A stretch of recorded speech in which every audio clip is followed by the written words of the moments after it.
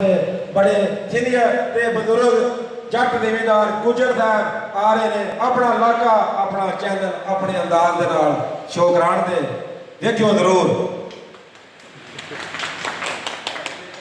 हसदे रहो ते बसते रहो शाद रहो ते आबाद रहो। अल्लाह ताला सब को आसानियां अता फरमाए और आसानियां मनण दा शरफ अता फरमाए। मोहम्मद सरफराज वालों अस्सलाम वालेकुम। तारक साहब तुहाडा बहुत बहुत शुक्रिया जी, तुसी बोलण का मौका दिता ते बिलाल साहब तुहाडा भी बहुत बहुत शुक्रिया। अल्लाह करे दिन चुगनी ते रात चुगनी तुसी तरक्की करो ते सारे जी आए जी। तुसी डिस्ट्रिक्ट शेखुपुरा की धरती से तशरीफ ले आए जी। इस वेले जिस तुसी टाउन च बैठे इहदा नाम खानका डोगरा।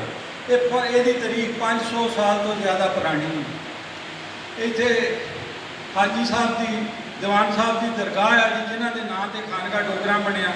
ये नाल ही एक पिंड है मियाँ अली, उत्थे भी मियाँ अली साहब की दरगाह है जी।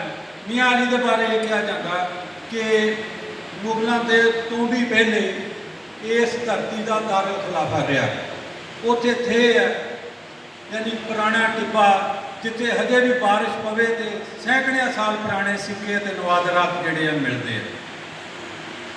जिस सड़क के उत्ते हाल है दीवान हाल, ये सरगोधा रोड इन कहा जाता, लाहौरों निकलती सरगोधे तक जाती है।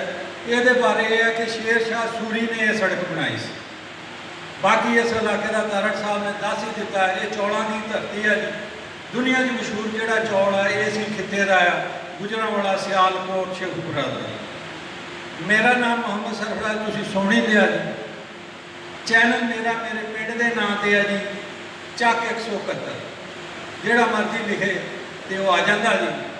चैनल मेरा जोड़ा है काश्तकारी के मतलब ये तकरीबन हर फसल के बारे जानकारी है। खसूसन मशहूर है पपीते की काश्तकारी के मतलब और डेयरी फार्मिंग के मतलब। उस तो अलावा दूसरिया फसलों भी है। ये तो अलावा जोड़ा मैं मोहम्मद सरफराज, असी वो लोग हैं जोड़े सन 1947 वेले जिन्हों के वड्डे सिखां वड्डे इस धरती पर आए थे। इस वास्ते कुछ दर्द कहानियां भी है जोड़ियाँ पार्टीशन स्टोरीज के नाम से है। साढ़े विच वो बाबे रह गए जिन्होंने चले गए दुनिया तो, जिन्होंने मुल्क बनता देखा सी। लेकिन हुण भी अगर कोई मिले कोशिश करी दे या तो वो जोड़े ख्यालात हैं उन्होंने कैमरे की अख महफूज कर लिया जाए। तारक साहब जोड़े घूरन डे हैं, मैं चला जी। तो इन्होंने कहा कि नवा सैशन जोड़ा ना दोबारा शुरू हो गया। तो मैनू एक गल याद आ गई, मिस्त्रियाँ बनाई साढ़े नाल है माना वाला। पार्टीशन तो पहले लेटा पिंड मिस्त्रियों का मशहूर सी। वो कंध बनाते रहे किसी लाले की हिंदू की।